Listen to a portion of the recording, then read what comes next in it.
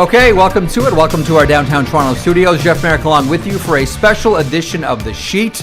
This is our 2026 pre-draft special, and the one thing that I think we all love about the NHL draft is it's always a positive story. It's always a great story. Happy kids, happy teams, everybody gets what they want, at least they say so. The kids are happy they get drafted. The linings of their suit have symbolic messages attached to it and all of it. It is a happy day. It is a look forward day. It is a day that is full of promise. That's why one of the events on the calendar that I always circle, day one of the draft. And this year, I get to do it and watch it and pre and post it with the one and only Pierre McGuire.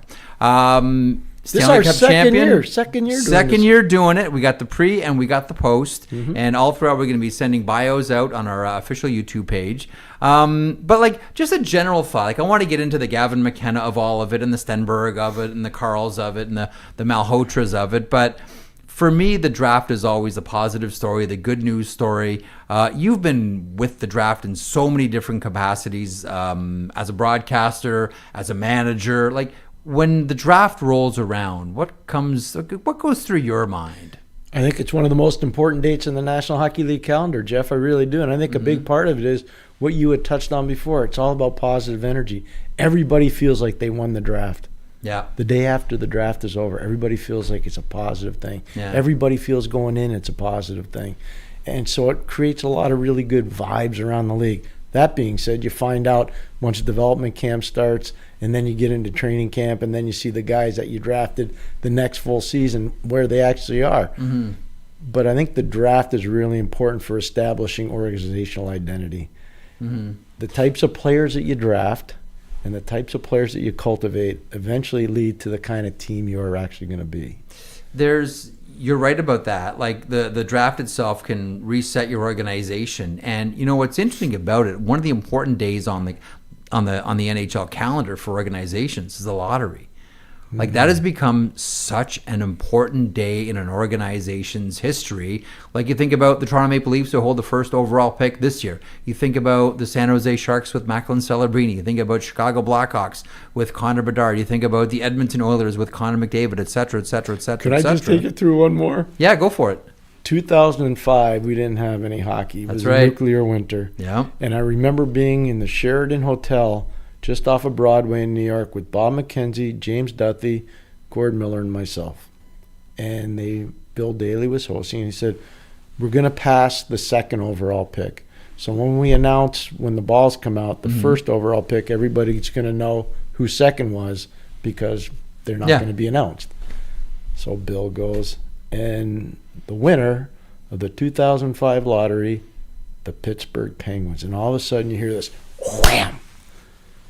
And it's the general manager of the Anaheim Mighty Ducks, one Brian Burke. Yes. And he knew that his team had lost the lottery. So if you think back to 2005, Crosby at 1, Bobby Ryan at 2, and Jack Johnson at 3. Yeah. So Carolina really didn't win the lottery. Anaheim definitely didn't win the lottery, and Pittsburgh did. And what that did, that lottery, if you think about it, it saved hockey in Pittsburgh. 100%. It saved. I can tell you right now, absolutely, it saved hockey in Pittsburgh. You know, it's funny too because the draft before that, the 2004 draft, saved hockey in Washington. Ovechkin. You remember how it was friends and family night in Washington every night, and everybody came. It was like a costume party, and everybody came dressed as an empty seat. There was the Yager experiment that didn't work out. Yager didn't even do line rushes and warm ups with his teammates. It was a bad scene. But then Ovechkin came along, first overall to the Washington Capitals.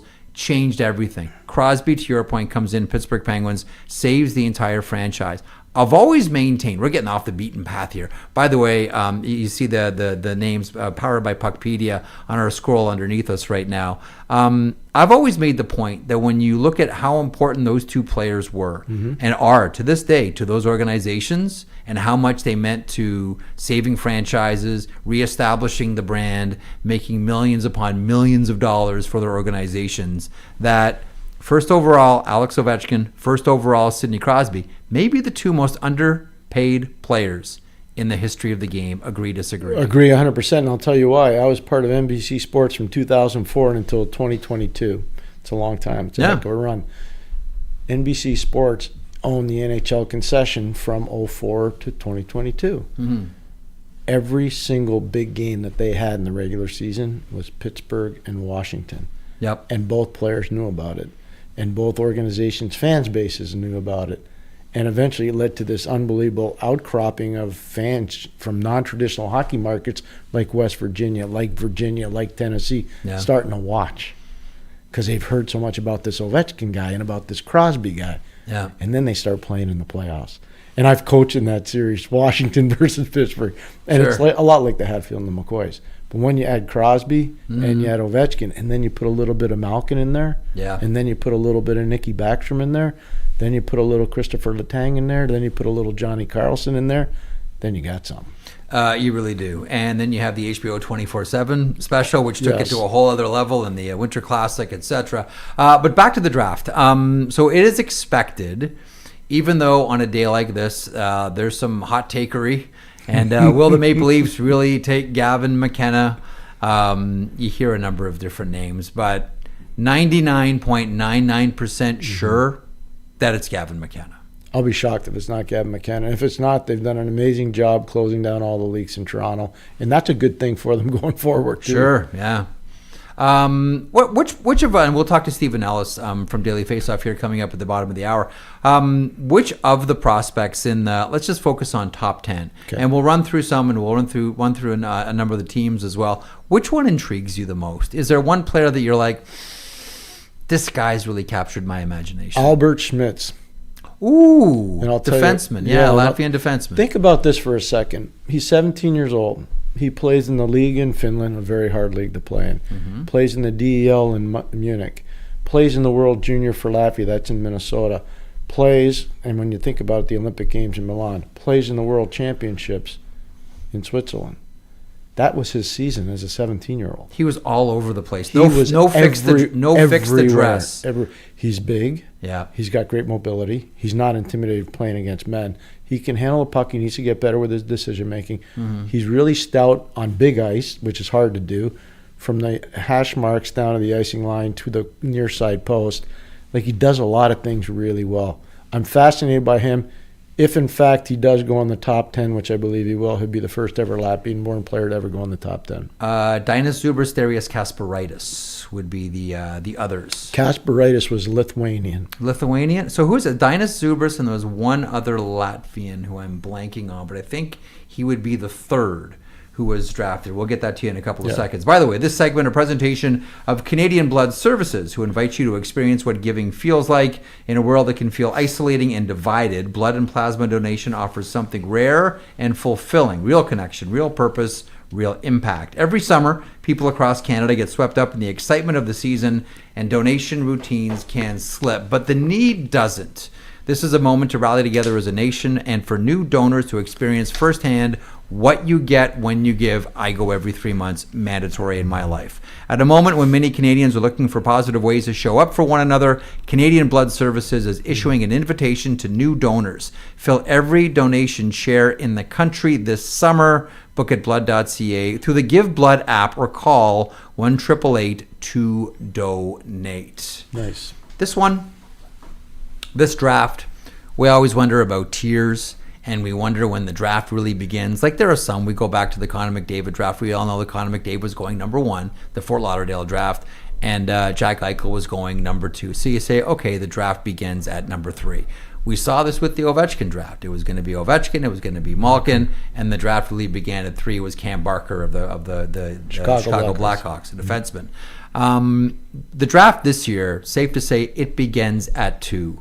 And this one is a massive question mark because we don't know if the San Jose Sharks and Mike Greer, who came this close to making the playoffs with Macklin Celebrini leading the charge, are going to keep the pick or make the pick. But if you look for little clues, William Macklin goes to the Ottawa Senators and frees up a forward spot for Ivar Stenberg. He's really good. And I can tell you this, I spent a lot of time watching him in the month of May. You were there, yeah. I was living and working in downtown Stockholm for the month of May. And I spent almost 10 days watching the Swedes practice for the World Championships. And along with the Swedes, the Finns were there, the Swedes were there, the Swiss were there, and Czechia was there. Mm-hmm.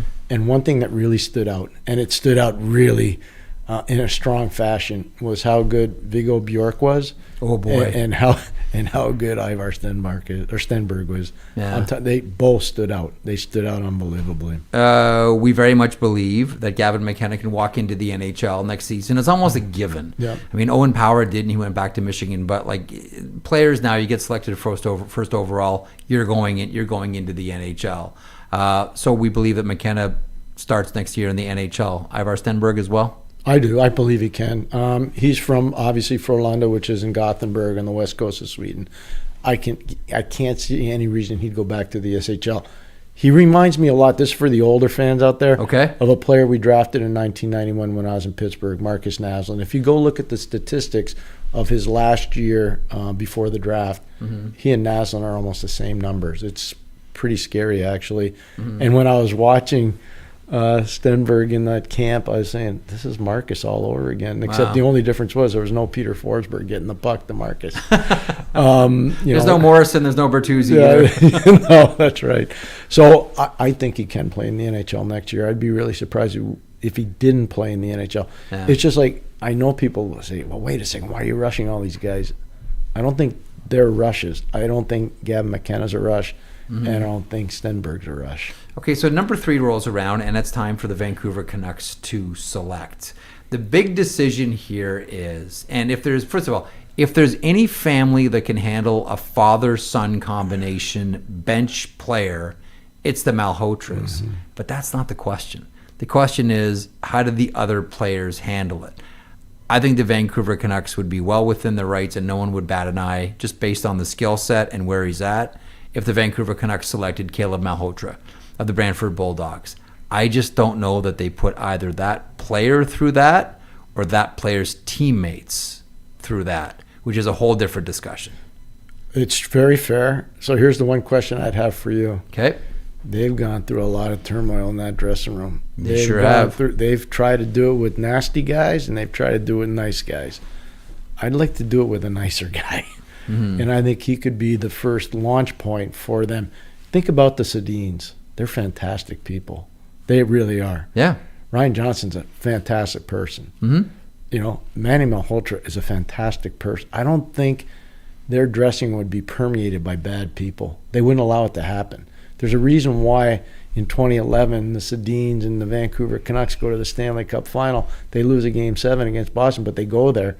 I mean, I did all the games, and I can tell you, the atmosphere around their group was pretty amazing. And I think it was led by Daniel and Henrik. It was, and I still maintain those two are some of the toughest players that we've ever seen, not for what they did to people, but how much they endured and how much they got hacked and slashed and punched and clawed and never changed their game once. Never changed their game once. So here's the thing about Caleb Malhotra as well. He's going to BU next year. He is. He's played for Jay Pandolfo. So we're going to see a more well-rounded, and his two-way game is already excellent.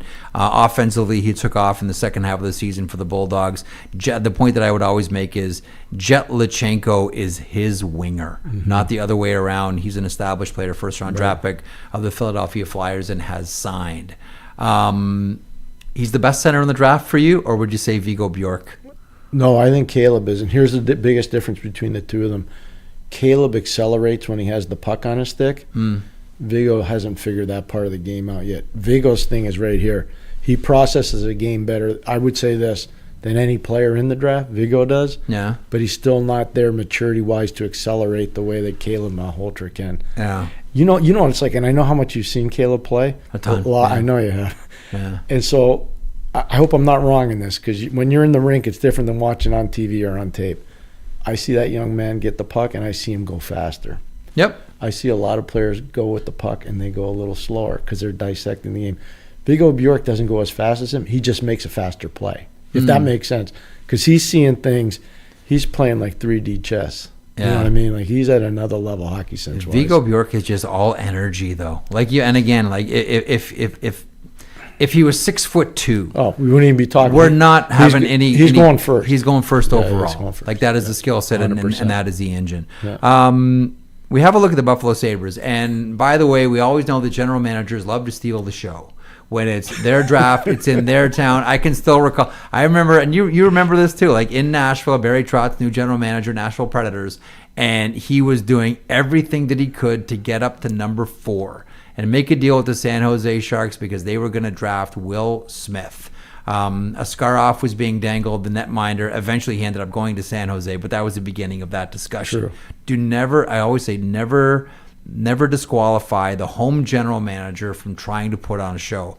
Jarmo's already put on a show. And today he made a deal, picking up the young defenseman Olin Zellweger from the Anaheim Ducks as well. And then he made the deal with the Blackhawks earlier on this week, which has been universally praised for the Buffalo Sabres, not so much for the Chicago Blackhawks.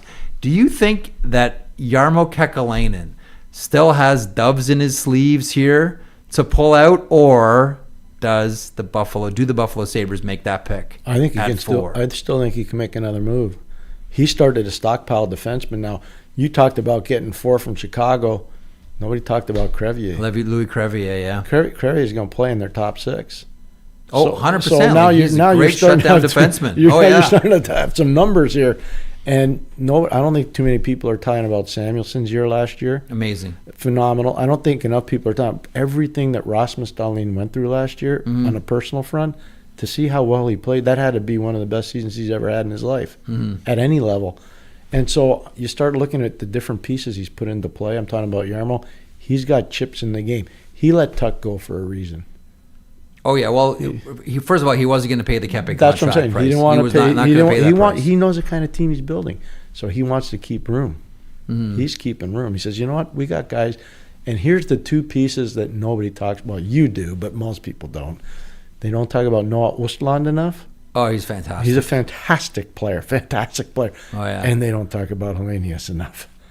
Constance Hellenius was a revelation, specifically in the playoffs. Noah Östlund, every time they called him up from Rochester, Michael Leone's the coach there in Rochester, did a great job finishing this guy and getting him ready. And those 2 players are going to be, those 2 players have seen the last of the American Hockey League. 100%. Those 2 players are Buffalo Sabres, period. And what about Zach Benson just getting a long-term extension? So you see the game Jarmo's playing? So he's got ammunition. He can let a guy like Tuck go. That Benson deal, again, this is going to sound like we're agents for Jarmo Kekalainen. And you know what? There are worse jobs right now because this guy's on a hot streak. He is. That deal for Benson is phenomenal. I understand the idea. And listen, Kevin Adams did it to some regard as well. Identify the core and bet on them long term. Yep. And what a safe bet Zach Benson looks like. Does he not remind you of, can I say Brad Marchand here? Yes. Does he not remind you of Brad Marchand? Yeah. So 2007 was a huge year for Brad Marchand because that was the year of the Super Series where they played the best U20 from Canada against the best U20 from Russia. He was a big part of that team. Yep. Then they go to the World Junior, and on that team is Johnny Tavares, Claude Giroux, Brad Marchand, David Perron, P.K. Subban, Wayne Simmons. You kind of get my drift. Yeah. Steven Stamkos. Marchand made a difference on both those teams because of everything you're talking about. Physicality, energy, finishing ability. Nobody thought Brad Marchand was going to have a long-term NHL career. Nobody did because they didn't think he'd survive because of the way he played. True. What a career. Just a tremendous career. What a career. So that's what Zach Benson's going to be like. That's what Zach Benson. I know there are some that had apprehensions about the size, but those have all sort of that's gone away. Those have all gone by gone by the wayside here. Jarmo's had a week. We talk about as much as this is a day for the players and their families, this is also a massive day for managers and scouts. Give us a sense before we go on and talk about Carson Karls, etc. Give us a sense of the dynamic between the scouts who have been following these players for years and the general managers that are going to call their name. Now, we have seen managers go against. Hang on. Sorry. I have some breaking news here from Elliot Friedman. Hearing Boston and Utah are working on a JJ Peterka deal. We'll see how this develops. That was tweeted 60 seconds ago. Boston and Utah. Well, that is an interesting one. German coach, German player, JJ Peterka, Marco Sturm. The 1 year after the Josh Doan, Michael Kessel ring trade with the Buffalo Sabres, on the move already. What do you make of this one? By the way, I was told that was a tough trade for the Buffalo Sabres to make because the owner of the Buffalo Sabres, really did a lot of work, and his daughter did as well. Living in Germany, did a lot of work getting JJ Peterka to the Buffalo Sabres. I know the Doan deal has worked out great for them, but that was a tough one for them to do. But JJ Peterka, Utah to Boston. That'd be interesting. They need goals in Boston. They desperately need goals, 100%. It's an arms race in the Atlantic right now. We've been waiting for the Bruins to do something. Arms race is the best way to describe it. You look at Florida, yeah. Obviously what's gone on. You look at what Buffalo's done. We've been trumpeting what Jarmo's been doing, and Jarmo's got the potential to do a lot more too. You look at some point, Detroit's jumping in here. Dylan Larkin's going to be out there. Sebastian Costa's going to be out there. They're probably not going to be able to keep Patrick Kane. Like, something's going to happen there. Toronto's already started a bit of an arms race by going out and getting Radish, by going and getting Emile Andre. They already traded Samuel Ersson to Ottawa. Like, Toronto's into some stuff now. Yeah. So if you don't get moving in the Atlantic, you're not going to be moving into the playoffs next year, I'll tell you that. That is interesting. Curious to see what goes back the other way. Curious whether it's picks, players, combination of Here's a question both. I have about Boston. Shoot. Poitras. So much promise early on in the career. Now, here's my question about Poitras. Was he rushed? Yes. But this is the Detroit theory. Overripe rather than underdeveloped. Mm-hmm. Boston usually did it that way. For years and years and years, Boston said, go there and simmer down. We'll decide when you're ready. They rushed them into the Wasn't NHL. that out of necessity, though? It may have been. Like, I think, I look at Connor McMichael was the same way, and now he's on the move and he's a member of the St. Louis Blues. Right. Washington did the same thing with him. Now, thankfully, and this is all in the COVID era, and they had to call the kid up. They had nothing else. He really struggled back down to Hershey, and everyone wondered, did that just ruin Connor McMichael? Thankfully for the kid, it didn't. Right. For Poitras, though? No, it wasn't good. No. It wasn't good. So I'm wondering how much racetrack he still has left in Boston. You think that might be the other way here for Utah? But the other thing about this is this opens up a top 6 spot with Utah. And again, we don't know what's going back the other way. I think a lot of us are wondering about Pavel Zacha. We'll stand by. Zach will get us the information here. That wouldn't be enough, though. It's just Peterka for Zacha. That wouldn't be enough. Even though Zacha's coming off the best season of his career, you're 100% correct.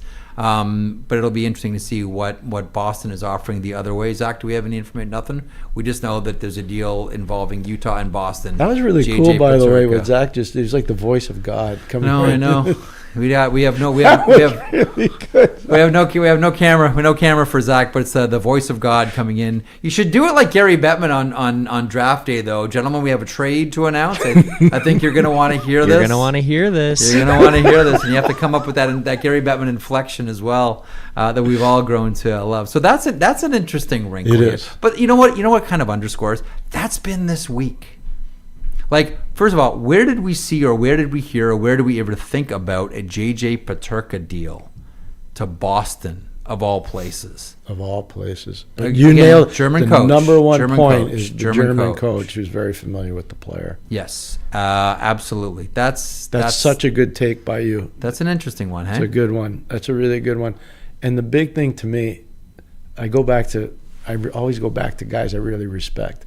And the late John Ferguson Sr., somebody I have so much respect for. I worked with him in Ottawa, and John Ferguson Sr. was an amazing evaluator of talent. I'm telling you, Jeff, he was so Daniel Alfredson, Pavel Demitra. Like, I can go down the line. All these amazing depth players who ended up being star players that John picked. And he used to tell me all the time as he got older in his career, just before his passing, too, my favorite player that I drafted was Marco Sturm.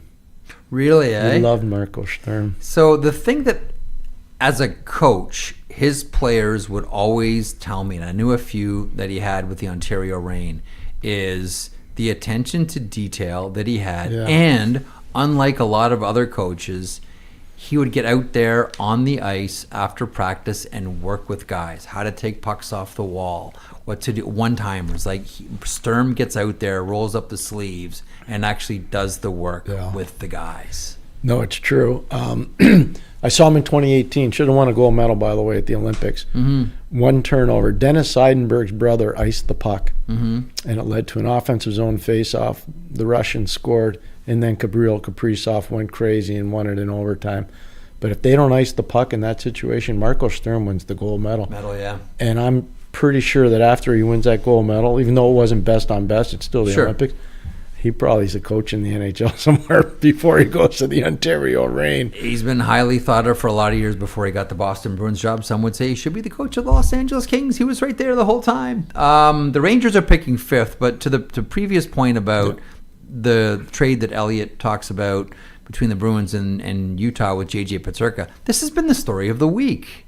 You know, every couple of hours, there's another player that we didn't expect to get traded getting traded. And it seemed like the whole thing got kicked off with the Ottawa Senators moving Brady Tkachuk. And then you know what this is like. Floodgates open. And then everybody says, I need to get mine. And everybody is trying to get theirs. What do you make of the trade week? Before we swing back to the draft here, Stephen Ellis is going to stop by in a couple of minutes. What do you make of all the trades this week? And what's caught you off guard? I didn't think Brady would get moved that fast. I really didn't. The fact that he was moved and he was moved within the division. Yeah. I know that Brady had the final say. Nonetheless, that's pretty substantial. Yeah. If Brady goes down there and acts the way I know he can act and plays the way I know he can play, that's a problem for the rest. Because I had a chance. You talked about my time in Sweden. I spent some time with Barkov. I spent some time with Lundell. And they're like, we missed the playoffs this year. That's why we're here playing in the World Championships. We're not doing that again. Yeah. And when those guys say that, they mean it. Mm-hmm. I know Marchand really well. He's not playing for patty cake. He's going to win. Sure. So Florida's going to be a beast. They are. I'm just absolutely. When that happened, I said this is creating a major arms race in the Eastern Conference, especially in the Atlantic. The Atlantic's division. just loading. And up then Yarmo, right and then Yarmo just started his stuff, but. Think about the trade deadline. And you're really good at this stuff, not because you're my friend, you're good at it. Think about you get Sammy Carrick. You go out and you get bigger. You get meaner. You bring in Shen. Even though they lost a Game 7, I get it in the Eastern Conference. That was a Jakob Dobish Game 7 win. Okay, let's just go. And I'm the Montreal guy. I'm happy for Montreal. Mm-hmm. But call it what it is. Buffalo had a heck of a year this year. And it all started, I believe, at the trade deadline for Yarmo when he had just come in. People forget that. Yep. And he starts putting his fingerprints on the organization. He said, we're going to be bigger, we're going to be meaner, we're going to be tougher. And that's what they're becoming. You know what's interesting is, and again, so much of our pregame here is all about Jarmo Kekalainen, but Buffalo's hosting the draft, and he's already made a bunch of big moves. Going into, and we'll include the San Jose trade, which allowed the Buffalo Sabres to move up. Right. 11 years with Columbus, 1 year with Buffalo. He's moved up 16 times in the draft. Like, this is what Jarmo does. Like, we shouldn't be surprised at any of this. Maybe you could say it was quieter because we didn't notice in Columbus. But this is Jarmo Kekalainen, where some guys are in love with moving down. Brad Treliving always loved moving down. Kyle Dubas moving down. Other general managers. Jarmo Kekalainen was always the opposite. No, we're moving up. We're moving up in the draft. Well, if you can do it, if you identify players that you like, it's probably the smart way to do business at the draft. Your scouts will be happy. Oh, yeah. Usually when you have a general manager that's moving up in the draft, scouts love you. The scouts are happy, but the reason why the GM's doing that is because the list that the scouts built is being sold to the GM, and he says, I want to get that guy. I don't want to wait for him. I want to get this guy. Yeah. So you always are trying to move up to try to get the guy your scouts want.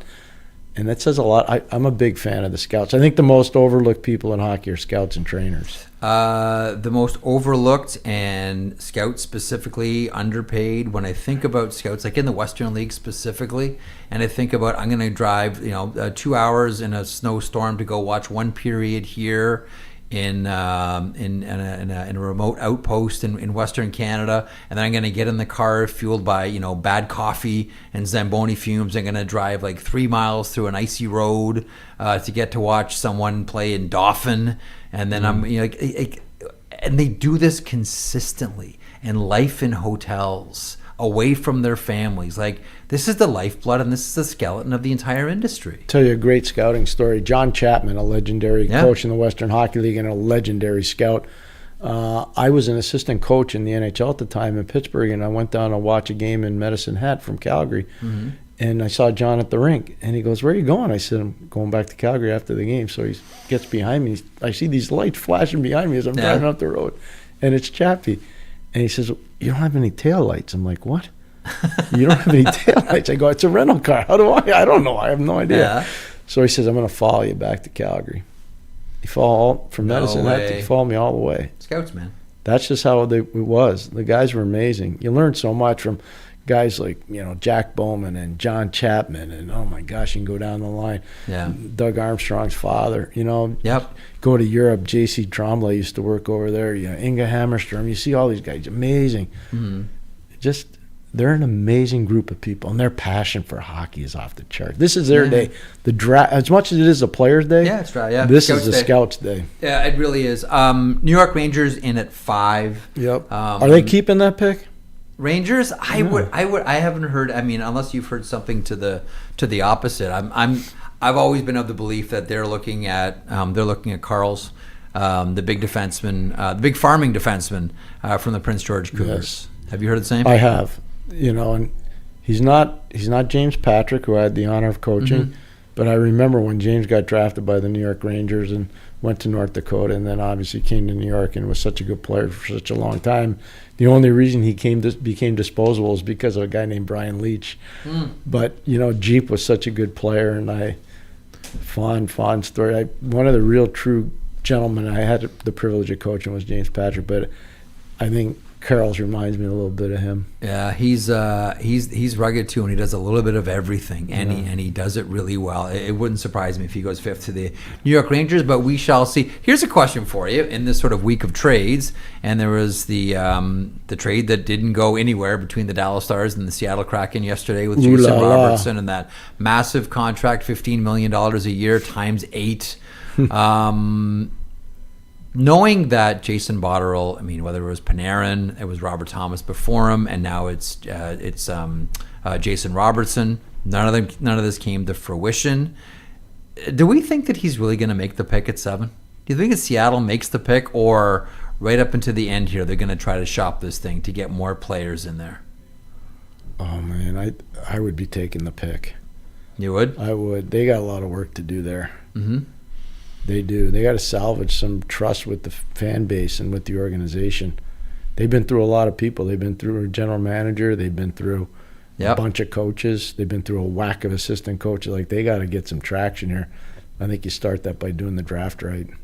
The interesting thing, one of the points that I've been sort of making about the Seattle Kraken since the end of the season is it does seem like it's a collection of players that are playing one slot too high. That's what I mean. One slot. Like, it's almost like if you just took everyone and move them down one, even like, Adam Larson, second pairing, that just feels so much better. But you do that with like the whole lineup.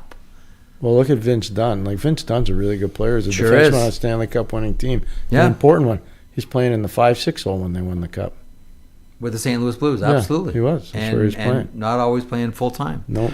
We're standing by for Stephen Ellis, who I believe we're trying to get on board from Buffalo as well here. A number of teams with multiples, and when we think of multiples in the first round, we think of the St. Louis Blues. And they are in at 11. The St. Louis Blues will pick at 15-16, and the St. Louis Blues will pick at 29. Those last 3 picks, I believe, were offered to the Dallas Stars for Jason Robertson. He wasn't going to go to St. Louis and extend there, but that's a whole lot of first-rounders for Doug Armstrong, soon to be Alex Steen. So this reminds me a little bit about Donnie Sweeney when he first started as general manager. Oh, the 3 in a row? Yeah, and they didn't take Barzal and they didn't take Shabbat. That's right. With Sinishin, Jake DeBrusk. And it was a defenseman, a Czech defenseman from St. John's who had he played with Shabbat, he was Shabbat's partner in St. John. That's right. So anyways, this is what this reminds me of. So it's a quick question I have for you. Okay. At the back-to-back drafts, was it 15-16 ain't there, or was it 14-15? I forget. St. Louis. It's 15 and 16, I think, right? For what? This year. St. Louis has 4. Oh, yeah. They have 15, 16. They have 11, 15, 16, and 29. Would you take the Rooks at 14 and 15 or 15 and 16? Oh, that's high. I think for... It's just a question. I wasn't sure if I don't think I would do it. It's a question, though, because do you break them up? Like Berkey did... Our friend Brian Burke did the amazing thing in 99 at the draft. Oh, it's one of the great the great moves of all time. The worst draft ever, and he gets 2 franchise players that end up in the Hall of Fame. Yep. And he's the one that made the move. Yes, and there were times where he thought he was getting fired because the trade had gone as far as it was going to go. And in Berkey's mind, I remember he said, I went home and told my wife, I'm getting fired. I just traded Brian McCabe for Pavel Brendel. Because we're stuck now, and I can't make any more moves. But the Ruck Brothers thing is fat. If it were 2 picks later on in the first round, but then I think you run the risk of losing Liam to, like, he's the shooter of the team. I think Pierre's Liam's talking going about first. the two brothers, Medicine Hat Tigers. Marcus is the setup man. Liam is the closer. Liam is probably middle to early late of the first round, agreed. and Marcus is late, maybe second round. Agreed. That's the thing. But Henrik and Daniel were right beside each other. And they were right there. It's a great question. The Rucks and Willie Desjardins done a great job with them. Well, he's an icon there. He sure is. Medicine Hat, I don't think he has to pay for too many meals or too many drinks Never there. for Willie Desjardins. Let's get to Stephen Ellis, who handles the draft for us here at Daily Faceoff, who joins us right now live from Buffalo. So what's the word on the ground? Is it about the picks or is it about the trades? So much talk about the trade. So we just had Matthew Schaefer kind of walking around. I'm going to say a bold prediction. I don't think he gets drafted this year. It was pretty funny watching Caleb and Manny Malhotra walk up together. Is there going to be some drama at pick number 3? I guess that's the big question there. But no, it's a good setup. Last year felt kind of iffy. This year, with the way they got the couches all looking pretty comfortable with all the families up close, I think that's a pretty good setup. So should be fun today. Is it going to be as long as last season? I'm going to turn it over to Pierre after this one. Are we expecting a little more of a premium on speed? Treat it like an NHL game. Zip, zip, get it done 2.5 hours. From my understanding, they've worked on making sure this goes a little quicker and better. I know day 2 is always just like horribly slow too, and I'm going camping tomorrow, so I would like to actually set up my tent in the sun. I like to be able to actually see what I'm doing, so we'll see what happens. Pierre. Stephen, who's the quickest riser that you're hearing about?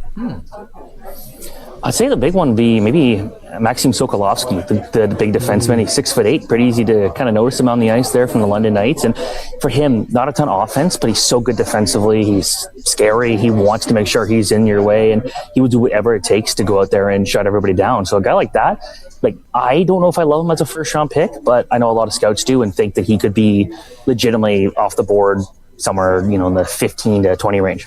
London does such a great job with their prospects, as we all know, and with this large man at 6'8", watching him against the Sioux Greyhounds, and specifically every time that Brady Martin was on the ice, he was on the ice and nasty. And I think that was the one moment that in scouts' minds, everyone's like, okay, you know what? If this guy was a fringe first rounder, he's not a fringe first rounder anymore. But at the beginning of the season, if you saw him, you're like, not a chance. This guy's not going in the first round. Yeah, 100%. This is a guy that's come around a long way in the last few months. A lot of fun, and there's a lot of big guys in this draft. There's a 7'1" player from Moldova, Alexander Karmanov. But I think when you watch everything that Sokolovsky's done, he's just such a tough player to play against. And sometimes when you see the excitement of a Cale Makar or a Lane Hudson, it's easy to forget that the number one job for a defenseman is to play defense, and Sokolovsky does that as well as anybody was. Chase Reed, are they excited to have him at Michigan State? 100%. That's a guy that I truly believe could be NHL ready if the team that drafts him wants him there next year. But Michigan State, man, it's that and University of Michigan are going to be so much fun to watch next year. And you got Landon Dupont, Chase Reed going against each other a couple times in the year. That's going to be a lot of fun. But Reed, he's the best defenseman in this draft. And the question is he going number 3 or is he going number 4? Is there any chance he goes number 2, or is that Stenberg guaranteed to San Jose if they keep the pick? It feels like it's going to be Stenberg. Everybody I've talked to keeps saying it makes sense for Stenberg. They could still get a guy like Daxon Rudolph at number 9, maybe Keaton Verhoff, Albert Smits, depending on how that kind of falls. So you're still going to be getting a good defenseman, but then you're also getting the second best winger in the draft if you end up getting Stenberg there. So it's in their best interest to pick him, especially after trading Eklund a few days ago. How much have you heard about Viggo Bjork? A bunch of the Swedish people I've talked to here, I'd say that they think he's going to be better than Stenberg. So we'll see what happens there. There's a few different positions there to be interesting. If Vancouver still wants a center and they don't want to pick the coach's son, would they go out and pick Viggo Bjork? I think that'd be a good fit. I think Buffalo, even though maybe a defenseman makes a bit more sense for them, they could also use a center in their system. I don't see him going past Calgary. I think I'd be a little bit surprised after that point. But, the Rangers, the Flames, those are two teams that could use him too. So I think the crazy amount of defensemen in the top half of this draft will make things interesting. And Bjork might fall a little bit, but he's a bulldog. He's a Zach Benson, Seth Jarvis type player. And we saw those two guys in the playoffs have a pretty good run. So I would also argue Bjork's more skilled than either of those two guys. So I think he's going to be a guy that steals a lot of hearts pretty quickly. Speaking of defensemen, where does Malte Gustafsson fit into the big equation here? I've asked a bunch of scouts, and some have him as high as the third best defenseman, some maybe in the fifth and sixth. I feel like he's kind of more in that 10, 11, 12 range. Nashville, I think they could use a bit of everything in their pipeline. I think we can see, St. Louis, they've got a lot of draft picks to go out there and get the best defenseman of that pick, knowing they're probably going to get some good forwards later. I'd say so, because there's a certain point kind of in the draft where, pick 15 to 20, you're probably not going to see a ton of blue liners. You're going to see Gustafsson go ahead of that. And if you're a team like St. Louis, you're going to get good forwards at 15 and 16. Why not target him? So that's a good fit, I think. How much are you hearing about Matt Sundin participation in the draft for the Toronto Maple Leafs? Yeah, that's one that's interesting. I think there's been a lot of questions how involved he is in this. Let's just say, I think if you're the Leafs, you're kind of hoping you can trust the coaching or the scouting staff that's been there all year long, and then that's the way you're going to go. And you're not going to pick a player based off their nationality, but we know that Stenberg actually doesn't know much about Matt Sundin. From my understanding, they haven't really talked, so that could probably give you a sign that maybe that's not where they're going, and they're probably going to go with Gavin McKenna.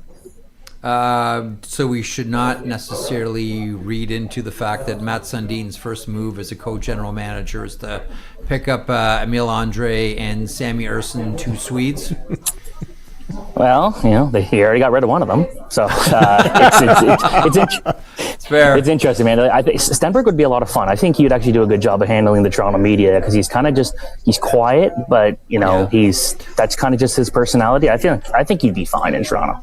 Let me just follow up on that quickly, and I'll hand it back to you, Pierre. Just thoughts on Gavin McKenna here with Toronto. I know on a day like this, there can be a lot of smoke screens that are sent out there. Oh, they might not take Gavin McKenna. Oh, come here, look over here, look over there.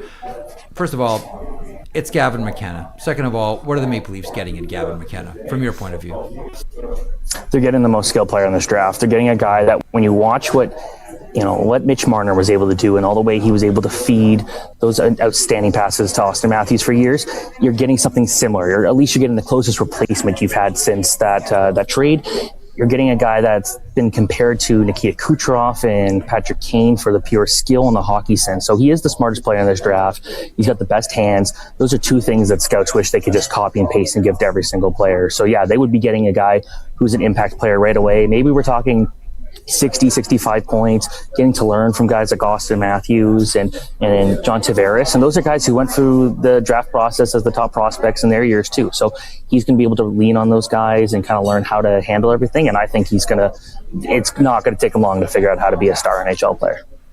Stephen, the Montreal Canadiens have done such a good job with their new management team when it comes to the amateur draft. They're picking at 28, I believe, if I remember correctly. Any chance they don't package that pick and maybe try to move up or do something else? Because I think the Canadiens probably want to take another step forward with this arms race that's going on in the Atlantic Division. The big talk of the trade deadline, or the draft combine, I should say, was it would be an utter shock if the Montreal Canadiens kept their pick. So I guess we'll see what happens here. I think that's the type of thing where they'll probably be patient. They'll probably continue to wait and see what's going on. I think the fact that we haven't heard a trade yet maybe is a sign they're not going to get a star player, but this is a team that's going to be looking, around that 20th range and say, all right, we're going to be shopping this. We're going to see what happens. But all the signs seems to be if any team's going to trade a pick, it's going to be the Montreal Canadiens. So there's two players here that I want to ask you about. We'll put side by side. One is Gavin McKenna, poised to go first overall. And the other is Keaton Verhoff. So Keaton Verhoff left the Victoria Royals to go to Nodak, North Dakota, and had a challenging season. But he's chosen to play up against older, stronger, tougher competition. As a defender, that can be challenging. We saw Gavin McKenna struggle out of the gate after the World Juniors. he suddenly became sort of a different player and distinguished himself in class as, to your point, legitimate first overall pick. Can we draw any conclusions out of, Keaton Verhoff, who, if he stayed in Victoria, probably would have ripped up the Western Hockey League, and there'd be no doubt that he'd be a top 3 pick. Is there any sort of lesson there? Like, can we glean anything about what's happened to these two players who left the CHL, went to college hockey in their draft year? I think what you're getting is that college hockey is hard, and playing against essentially grown men is a difficult thing for even top prospects. And I think when you're looking at a guy like Keaton Verhoff, there was a lot of pressure on him. He was playing a lot of minutes on one of the top college teams. And we know for a defenseman, that can be very difficult. And if you ask me which guy was going to struggle the most in college of those two, it would be Keaton Verhoff by a landslide. And not because I didn't think he could handle it, but because, again, it is hard to be a defenseman. And it feels like, for the most part, the fact he put up 20 points playing 18 minutes a night, that's very impressive for a young defenseman at 17 years old, one of the youngest college defensemen of all time. I think the fact he did that, and then next year he's going to be way more comfortable playing a ton of minutes, I think was absolutely huge for his development. And I talked to him, and he doesn't care, if he's drafted 2nd, drafted 5th, drafted 10th. The way he's looking at it is he's going to be drafted to the NHL, and it's up to him to prove why he is one of the best prospects in this draft. And that's the type of confidence and belief in yourself that I love to see. And I feel like he's a guy that there's going to be a lot of course correcting. I think he's going to end up being a better prospect than a lot of people thought, but it's up to him to make sure, the hockey sense, the skating, those are two things he's got to work on. 4 first-round picks for the St. Louis Blues. New general manager coming in, and Alexander Steen. How much power does Doug Armstrong have over this draft, and how much say does Alexander Steen have over this draft? Well, this is something they've been building on for a couple of years. This isn't something where Steen was kind of just became the GM out of nowhere. This was the plan, and getting all that draft capital to work with, I think, is very exciting. And it's going to be very interesting because they could still trade a couple of those picks. It'll be interesting to see if they keep, all 4.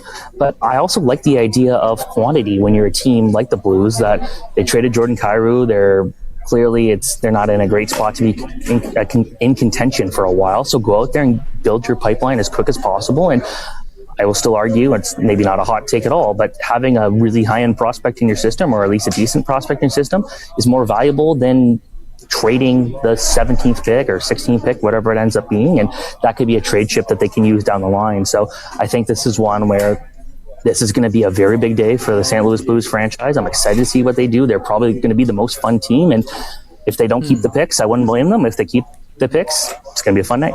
Okay, so let's close on this one. And I want to get your thoughts on this after we bid good evening to Stephen Ellis until the post-game show. One of my favorite things is when scouts get to make a passion pick. When a manager says, okay, it's the 6th round, Stephen Ellis, that you make your passion pick, like who you're most passionate about. Of the players in the first round that we may not consider to be high picks, do you have a passion pick that you're willing to stump for? Like for me, like Tommy Belisle and Moncton, I see some Chris Letang in there. I'd be like, my passion pick would be Tommy Belisle. Do you have a passion pick in the first round, Stephen Ellis? You stole that one from me. I think that's definitely it. I'm always a fan of goalies. I love Tommy Belisle. It feels like Tobias Trabel would be an interesting one. He's a very big goalie. I like him. Here's one pick that won't go in the first round, though, that I love, and it's Tyus Sparks. This is a guy you'll watch him play, and Ryan Lynn called him one of the most fascinating, fun prospects to watch in the WHL. This guy's a spark plug. He kind of plays that Brady Martin, Teddy Stiga, like two of my favorite prospects in hockey. Plays a similar style of, I might not be the biggest guy out there, but I'm going to chase you down like my life depends on it. I'm going to do every single shift. I'm going to force you to make mistakes. And guys like that have good careers as fourth-line players, and those are the unsung heroes every year in the playoffs. Those guys who are out there grinding it, sure, you look at the star players on the Carolina and stuff like that, but sometimes it's the guys who are out there just battling to the death every single shift that make it fun. So for me, Tyus Sparks, he's the guy I'd be looking at. That's excellent. All right, listen, enjoy the draft, and we'll check back afterwards. Thanks, Stephen. Yeah, thanks so much, guys. Stephen Ellis joining us from Buffalo. Over your course of being around the draft for so long, is it possible to even ask you, do you have a favorite pick? Yeah, I do. Who is it? Ian Moran. Ian Moran? Why Ian Moran? 1990 7th round pick. Yeah. There were 12 rounds in the draft back then. Yes. It was my first draft. I had Ian in a hockey school starting when he was 14 years of age. He went to Belmont Hill School. He was surrounded by great players at Belmont Hill. He was a little undersized defenseman. And I remember fighting really hard to get him. And Scotty Bowman said to me, "You're convinced this guy's good?" And I said, "Yeah, I'm convinced he's really good. I've known him for a long time." He says, "We're going to take him. He better make it." He's a 7th-round pick. How intimidating is that, though? Because we all look at the draft and we all talk from the back seat. Oh, you got to take this guy, and they needed to do that. And then when Scotty Bowman says, "All right, what's your passion pick?" And it was him, and he ended up playing 11 years. Yeah, I was really happy about that. But this is the best one. We had our last meeting at the Pan Pacific Hotel in Vancouver. It's a great hotel. Love that place. Love before that the spot. 90 draft. Yeah. And I was pretty outspoken about Yarmer. Mm-hmm. And there were other people on our staff that were really like Mike Ricci. And I can't blame him. Mike Ricci was a heck of a player. Peterborough Pete. And we got in the elevator, and then Scotty pulls me aside when we get off at the bottom floor. And he says, "You better be effing right." You know what's... You might have the shortest career ever. So that draft was a fascinating one. And Jágr was... So Brian Burke told me that when they were... They took Nedved. They took Nedved, but when they were talking to Jágr... This is like such a Pierre McGuire moment too. I think you'll appreciate this. So Berkey said they were talking to Jágr, and one of the questions around the table for him, which is a standard question I think for a lot of prospects, and that is, how many times have you been captain of your team? And Jágr said, "I've never been captain of my team." And everybody around the table kind of went like, "Ooh, like that's a knock. Is there an issue there?" And Jágr paused and said, "Because I always played up 3 years. I was always the youngest. I was always the youngest player on my team, so I never got to be the captain." And we're like, "Oh, okay. Well, that makes sense." Okay, let me give you one good Sure. Yarmer one. Of course. So back in the day, we always traveled commercial, and we go Pittsburgh, Minnesota, Winnipeg on Northwest Orient is what the name of that airline was called. Right. Now it's called Delta Airlines. And we get to Winnipeg, and Yarmer is the only player without his passport. Oh, jeez. So he says, and I'm just in front of him going through the customs line. Yeah. And we're supposed to go to the rink to practice, the old Winnipeg Arena. Yeah. And this is actually pretty funny. And I hear this commotion as I'm going through the line, and Scotty's already gone through. And it's like, "You do not know who I am. I am the great Yarmer Jágr." But he's saying it in a funny way, like he's trying to. And the guy, or the man says, the border authority man says, "I don't care who you are, go sit down." And he put him in his office. And we had to call Michelle Coliani, who to this day is still one of the best executives I've ever worked with. She was in Pittsburgh. And Michelle ran out in her car to Yarmer's apartment. Yeah. Got his passport, put it on the next Northwest Orient flight to Minnesota. No way. To bring it to Winnipeg, yeah. And Yarmer had to sit there for almost 5 hours. They wouldn't let him go. Just waiting. He Just says, stewing. "They do not know who I am, the great Yarmer." The great Yarmer Jágr. I wear number 60. And I know he was just joking around, but, at that point, Sure. he thought they were going to think it was a joke, but they didn't think it was funny.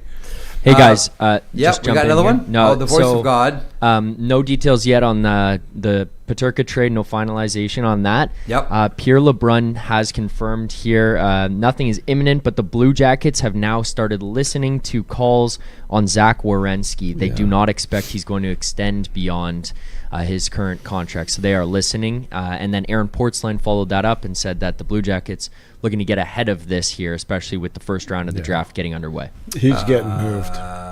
Would it surprise anybody if we saw something along the lines of Zach Werenski for Thomas Harley?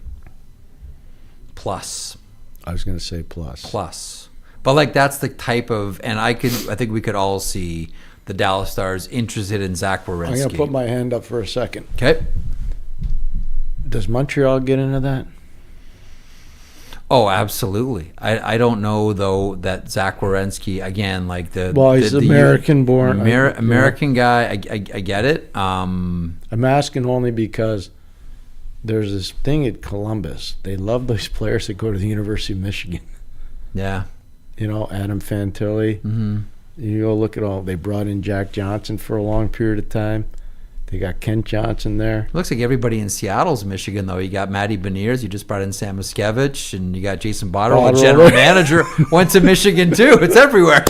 So I was just wondering about that. And then my other one, just for Werenski. Yeah. Those guys in Vegas like to play hard. They really do. Now, okay, let me throw another one while we're doing sort of fantasy Zach Werenski talk. Our pre-draft show here, brought to you by Canadian Blood Services, has turned into another trade deadline. Or what's the second overall pick? That would start it.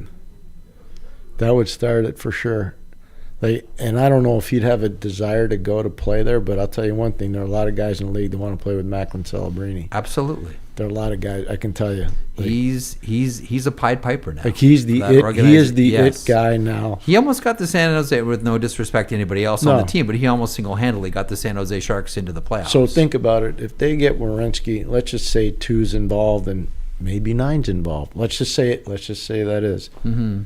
That changes the dynamic of that division. The only thing that gives me, you're right, the only thing that gives me pause about that is if you're Don Waddell and the Columbus Blue Jackets, you can't take a step back right now. So at 2, if you take Chase Reed, let's just say, or you take Stenberg, how big a step back are you taking?